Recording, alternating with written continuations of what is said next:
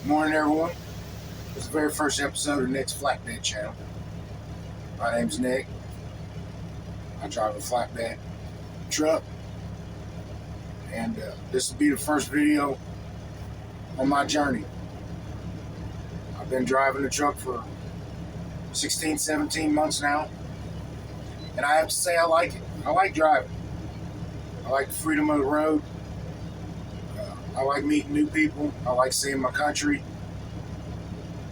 I love seeing the small towns, talking to the small town people.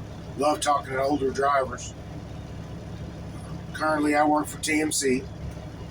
As you can see, we are one of the larger flatbed companies in the country. Good company, good company. But everything, the market is up and down driving these trucks. I can't really knock what I'm doing. It wouldn't make any difference. It wouldn't make any sense for me to knock it anyway. But I really do like driving the truck. Since this is my first episode, I'm just going to do it right here in the cab of the truck. Currently, I have 46,000 pounds of sheetrock on the back of the truck, and I am at our main terminal in Des Moines, Iowa. I'm only 15 miles down the road from where I have to drop, so I don't really have to move yet. It's 6:30 in the morning. They don't start taking product till 7 o'clock, so I'm in pretty good shape. But my journey has been, the reason I made this journey, I was in construction for a long time. And the money is just not there. It's not like it is here. I made more, and my first taxable year in this truck was only 8 months. And I made right around 20 grand more than I ever made in construction. And the most money I ever made in construction was in Colorado. So I made close to 20 grand more in 4 fewer months. Now, it's lonely out here, but I like the solitary life. I can put on some music, I can put on a podcast, audio book, or I can just turn the radio off and just think. I enjoy that. I couldn't really have anybody in the cab of the truck with me unless I was really, really cool with them. If it was my kids or, somebody that I loved, I could deal with them for a week or two. I don't think I could deal with them much longer. But like I said, this is my first video. I don't know where it's going to go. This is just my story.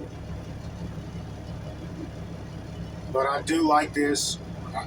I wouldn't.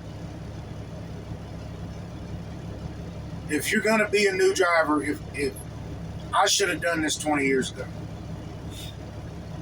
Then I wouldn't have to worry about an automatic truck or having the auto restriction on my license.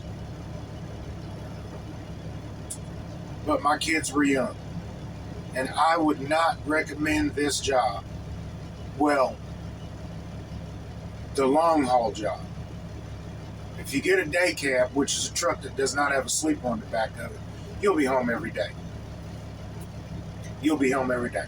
Just depends on how hard you want to run that truck and what you have to do that day. But as far as the sleeper trucks go, the long haul guys, I would say if you have small kids at the house, toddlers,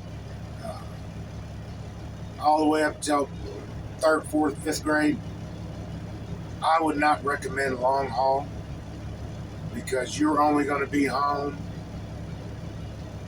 pretty much one day out of the week.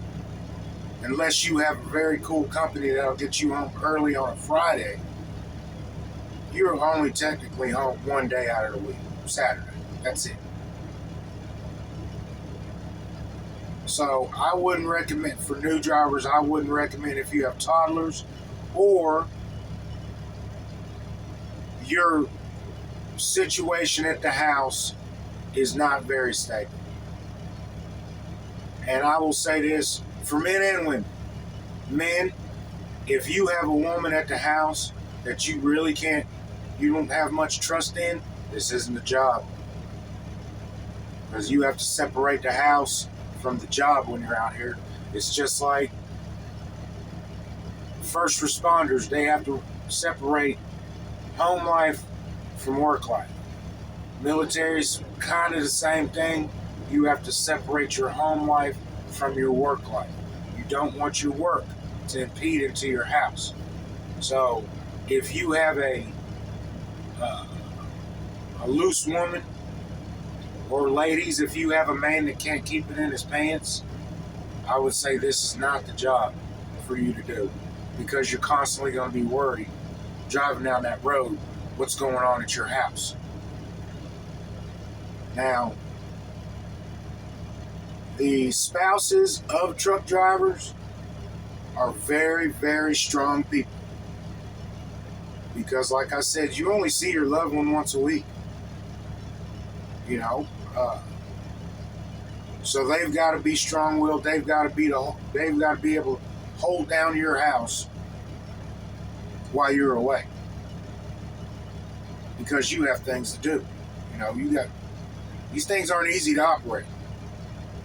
You know, people just think, oh, you're driving all day. Now, it's, you know, the reason I got into flatbedding is because we actually do work. We have to get out of this truck. We have to go to work. You know, that load's not going to secure itself. Those tarps are not going to secure themselves. And we have to do this stuff. You know, we're working in all weather conditions. So flatbedding, you have to get out of this truck. You know, tanker drivers, they got to get out of their trucks. You know, tanker drivers' jobs are more dangerous because of what they haul, but they still got to get out of their trucks. We got to get out of our trucks. We got to throw chains. We got to throw straps. We have to throw, you know, TMC. Our lumber tarps are 150 pounds. That's dry. You'll get, if they're wet from the rain, you're adding 25, 30 pounds, 40 pounds, depending on how long they've been sitting out in the rain. When they're frozen,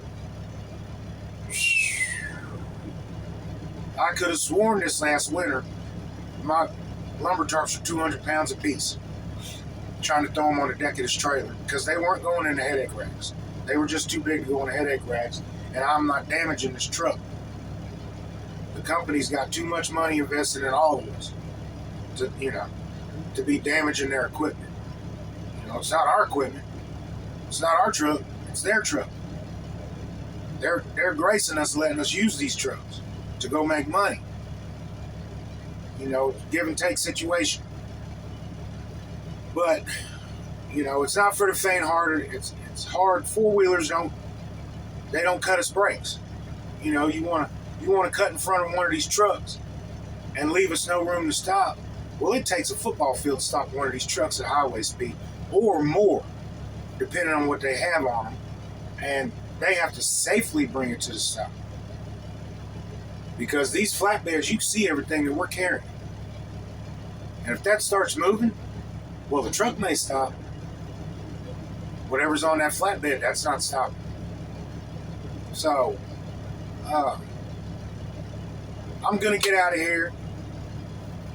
To all the truck drivers out there, from a fellow driver right now, I'm still a rookie, you know, but I love going into the truck stops on a 34 or a 10 and catching up with the old guys and just picking their brains, talking to them, listening to some of the old war stories, laughing with them, you know, because I appreciate the fellow truck drivers out here. I know what we go through. I didn't appreciate truck drivers until I got in the truck. And now I appreciate what these guys do. This is hard. You know, we're taking our lives. We're risking our lives every day. And we're trying to drive these things as safely as we possibly can, because these things can do an incredible amount of damage if they get out of control. So everybody out here, every driver out here, we're trying to make it back to loved ones at the end of the week, or I'm a runner, so I don't have any need to go home. None. My kids are grown. They have my trucks. I have no need to go home. So right now, I've been running for 4 months, a little over 4 months. I've gone home